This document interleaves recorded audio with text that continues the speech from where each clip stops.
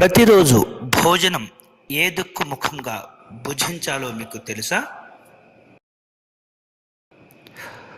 ప్రతిరోజు భోజనం చేసే సందర్భంలో తూర్పు దిక్కుగా కూర్చొని భోజనం చేసినట్లయితే దీర్ఘాయువు, పడమర దిక్కుగా కూర్చొని భోజనం చేసినట్లయితే భాగ్యవృద్ధి, ఉత్తరము దిశగా కూర్చొని భోజనం చేసినట్లయితే జ్ఞానము, దక్షిణ ముఖముగా కూర్చొని భోజనము చేసినట్లయితే కీర్తి కలుగుతుంది.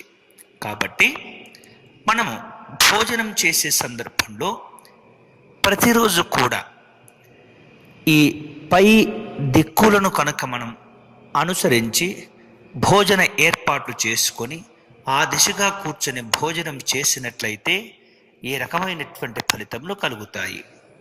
మరిన్ని మంచి వీడియోల కోసం వెంటనే సబ్స్క్రైబ్ చేసుకోండి మా యూట్యూబ్ ఛానల్ దర్శనం టీవీ.